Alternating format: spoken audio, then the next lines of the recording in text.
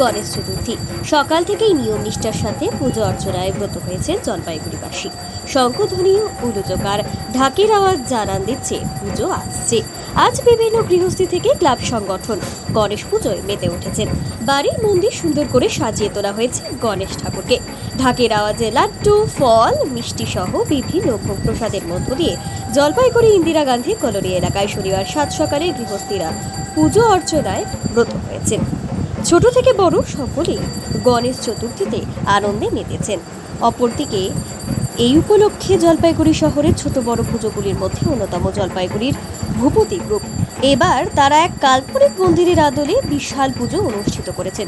শুক্রবার রাতে পুজোর উদ্বোধন হয়। উদ্বোধনী অনুষ্ঠানে উপস্থিত ছিলেন স্থানীয় কাউন্সিলর তপন ব্যানার্জি সহ বিভিন্ন বিশিষ্টজনেরা। এবারেও গণেশ মূর্তিটিও বিশাল আকৃতির তৈরি করা হয়েছে।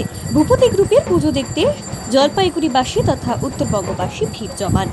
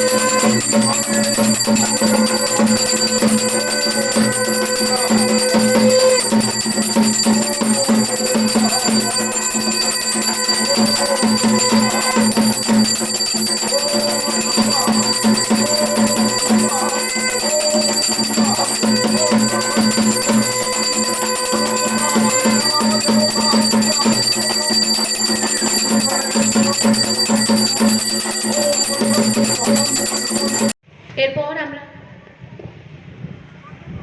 বরণ করে নিচ্ছি।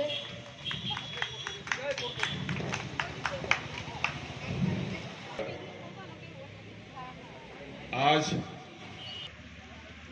গণেশ চতুর্থীর পূর্ণ লগ্নে অ্যাসিস্ট্যান্ট প্রফেসর মিস্টার প্যাটেল অনেক ধন্যবাদ জানাচ্ছি যে আজকের এই শুভ মুহূর্তে শুভ দিনে তিনি আমাদের মাঝে উপস্থিত হয়েছেন। ভূপতি গ্রুপের সাথে অন্য গ্রুপে একটা দিয়ে দিচ্ছি, মানে আমার